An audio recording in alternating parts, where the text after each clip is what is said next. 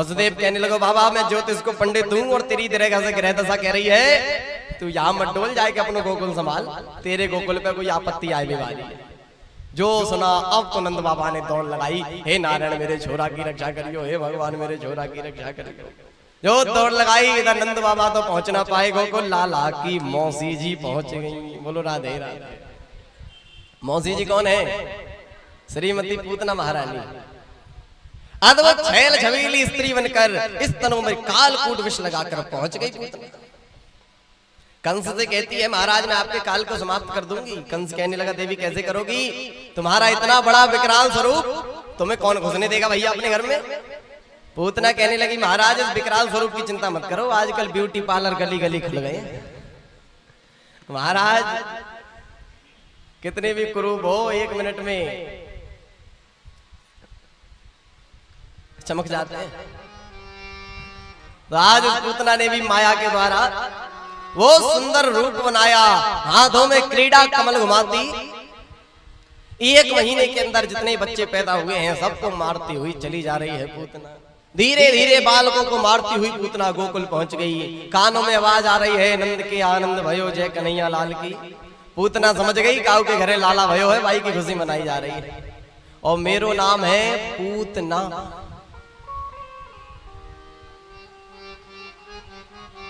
पूतना सोच रही है पूत की खुशी मनाई जा रही है और मेरा नाम है पूतना। तो भैया पूत की खुशी कैसे सहन हो जाएगी। जो बरसाने से कुछ गोपियां आनंद भवन में बधाइयां लेकर जा रही थीं, कल हम सभी ने देखा था कितनी सारी गोपियां आई थी बधाइयां लेकर। उसी गोपियों के झंड में ये पूतना भी मिलकर नंद भवन में पहुंच गई। सभी गोपियां नंद रानी को बधाइयां दे रही हैं तो इसने भी नाटक करना चालू कर दिया। अरे मैया मोकू तो जैसे ही पता चली तेरी 80 वर्ष की आयु में छोरा भयो है, मैं तो घर के सवरे आई और तेरे लाला को दर्शन कर भी आएगा। अब तो यशोदा मैया मनी मन सोच रही है आज से मैंने आकी कबू सूरत ना देखी, ये मेरी बहन कहां से निकली आई। लेकिन सोच रही है बुढ़ापे को शरीर है भूल गई होंगी, यहाँ से कह दूंगी ना पहचानी तो बुरो मान जाएगी, तो बाद में पूछूंगी। तो ऊपर से मैया स्वागत करने लगी। अरे आओ आओ बहन, तुम सबन को ही आशीर्वाद आज घर में प्रकट हुए हो। लेकिन मन में संकित भी हो रही है ये है कौन, आई कहां से। तो सबको यश देने वाली यशोदा ऊपर से तो स्वागत कर रही है, मन में संकित भी हो रही है कि कौन है। सभी लाला को बधाइयां देने लगी तो पूतना भी कहने लगी मैया ने लाला को मोड़ो तो देखा। मैया ने कह दिया देख बहन बहुत दूर पालने में सो रहे हो और सुन जगइयो मत, आशीर्वाद देके चलो अभी हाल ही सुबह हो। पूतना कहने लगे ठीक है। पूतना अब कन्हैया के पालने की ओर बढ़ने लगी और आज भगवान पालने में सो नहीं रहे हैं, भगवान तो पालने में खेल रहे थे। खेलते हुए कन्हैया ने जो तिरछी निगाह से देखा, ओ मौसी जी आ रही है। जो मौसी जी का दर्शन किया सोई कन्हैया ने देखते ही देखते अपने दोनों नेत्र बंद कर लिए। संत इस पर बड़े भाव लिखते हैं नेत्र बंद क्यों किए। एक संत कहते हैं हमें तो लगता है कन्हैया ने नेत्र बंद इसलिए करे हैं क्योंकि भगवान सोच रहे हैं कि हम जो ब्रज में दुष्टों का संहार करने आए हैं तो हमें तो लगता है ये काम पूतना मौसी से ही शुरू करना पड़ेगा। तो भैया दुष्टों के मारने का अभियान शुरू करने जा रहे हैं तो पहले जरा आंख बंद करके गणेश जी की वंदना कर, जरा मंगलाचरण कर लें फिर श्री गणेश करेंगे। बोलो राधे राधे। ये संत कहते नहीं नहीं, भगवान ने नेत्र बंद इसलिए करे क्योंकि भगवान का एक नेत्र है सूर्य लोक और दूसरा नेत्र है चंद्र लोक। तो मानो भगवान ने अपने नेत्र बंद नहीं किए अपितु सूर्य और चंद्रमा ने अपने अपने लोकों के दरवाजे बंद कर लिए कि प्रभु इस पापनी पूतना को हम तो अपने लोक में नहीं घुसने देंगे, आपका जहां मन आवे वहां भेज देंगे। एक संत कहते हैं नहीं नहीं, भगवान ने अपने नेत्र बंद इसलिए करे क्योंकि भगवान जानते हैं कि मैं हूं मायापति। ये जो पूतना है ये सुंदर नहीं है, सुंदर बनकर आई है। और कैसे बनकर आई है? माया के द्वारा। और जो माया है ये भगवान की पत्नी है। तो भगवान है मायापति और पूतना माया के द्वारा बनकर आई है तो पूतना हुई मायावती। और भैया मायापति के सामने मायावती की माया टिक ही नहीं सकती। भगवान जानते हैं यदि मैंने इसको देख लिया तो जो सुंदर बनकर आई है ये सुंदर रूप तोड़ जाएगा, अपने विकराल स्वरूप में आ जाएगी और नंद भवन का सारा आनंद किरकिरा हो जाएगा। इसलिए हम ही अपनी आंखें बंद कर लेते हैं, जैसी सुंदर बनकर आई है ऐसी बनी रहने देते हैं। अथवा एक संत कहते हैं नहीं नहीं, भगवान ने अपने नेत्र बंद इसलिए करे, भगवान सोच रहे हैं हम वृंदावन में आए थे माखन मिश्री खाने, और माखन मिश्री को तो अभी चाटे हुए ना आए और पूतना मौसी आएगी जहर पे माने, तो भैया ये मेरो काम ना, ये तो मेरे भोले बाबा को काम है। तो मानो आंख बंद करके कन्हैया भोले बाबा का ध्यान कर रहे हैं, हे नीलकंठ महादेव सबसे पहले आए के जाको तुम सबरो जहर पी जाओ, बाद में जो दूध बचेगा वो हम पी लेंगे। बोलो राधे राधे। एक संत कहते नहीं नहीं नहीं, भगवान ने नेत्र बंद इसलिए करे क्योंकि एक सुंदरी पहले भी आई थी रामावतार में। कौन आई थी? श्रीमती सुपनखा देवी, वो भी चलकर आई और भगवान से कह रही थी प्रभु तुम सम पुरुष न मोसम नारी, यह संयोग विधि रचा विचारी, ताते अब लग रही कुमारी, मन माना कछु तुम ही निहारी।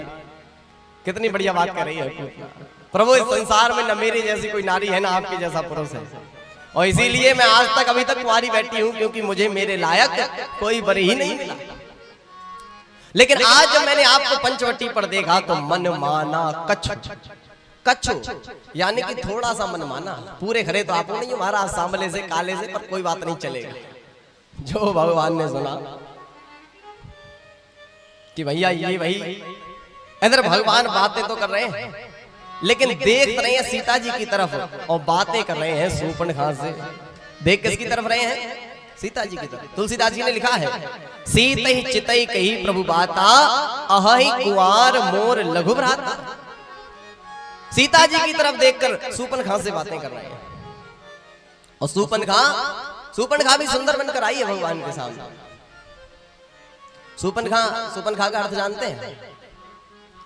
जिसके सूप जैसे नाखून हो, सूप नखा जो आदि होता है गेहूं इत्यादि साफ करने वाला, तो जिसके सूप जैसे नाखून हो वो शूर्पणखा। तो महाराज आजकल शूर्पणखा की भतीजियां बहुत घूम रही हैं। बोलो राधे महाराज, इतने इतने लंबे लगा लेते, अरे सब जोड़ो ना हो गए तो नकली लगा लेती महाराज आजकल। तो भैया शूर्पणखा की भतीजियां खूब देखी होंगी, तो शूर्पणखा भी आज सुंदर बनकर आ गई, प्रभु से कह रही है ताते अब लग रही कुमारी, अभी तक कुमारी बैठी हूं, कोई मेरे लायक वर नहीं मिला। इधर भगवान बातें कर रहे हैं शूर्पणखा से और देख रहे हैं सीता जी की तरफ। ऐसा भगवान कहते हैं जो दृष्टि का पात्र हो दृष्टि उस पर डालनी चाहिए, हर किसी पर दृष्टि नहीं डालनी चाहिए, क्योंकि आंखों का और कानों का सीधा संबंध हमारे मन से होता है। बुद्धि यदि खराब होनी है दो ही जगह से होगी, आंखों से या कानों से। जैसा कानों से सुनोगे वो अंदर जाएगा, आंखों से देखोगे वो अंदर जाएगा। तो भगवान कहते हैं कि जो दृष्टि का पात्र हो उस पर ही दृष्टि डालनी चाहिए। तो भगवान जानते हैं ये शूर्पणखा दृष्टि की पात्र है ही नहीं, इसलिए भगवान ने शूर्पणखा को देखा ही नहीं। सारी बातें शूर्पणखा से करी लेकिन देखा सीता जी की तरफ। आज भी एक सुंदरी बनकर आ गई है पूतना, और भगवान जानते हैं, सोच रहे हैं पहले तो सीता जी थी उनकी तरफ देखकर उस शूर्पणखा से बातें कर ली, लेकिन आज तो हमारे आसपास ही कोई नहीं है, किसको देखकर इस पूतना से बातें करें। तो भगवान ने अपने नेत्र ही बंद कर लिए कि पूतना दृष्टि की पात्र नहीं है, इसके ऊपर दृष्टि नहीं डालेंगे। पूतना को ऐसा लगा शायद बालक सो रहा, पूतना ने कन्हैया को गोद में उठा लिया। वो तो अपना काम करने आई थी, करने लगी, कन्हैया को वो जहर वाला स्तनपान कराने लगी। लेकिन 1-2 मिनट हो गए, भगवान तो छोड़ ही नहीं रहे हैं। पूतना सोचने लगी ये कैसा बालक है, अभी तक जितने बच्चों ने स्तनपान किया स्तन केवल होठों से स्पर्श हुआ और बालक मर गया। ये कैसा बालक है जो दूध पीता ही जा रहा है। 1 मिनट हुआ, 2 मिनट हो गए, और अब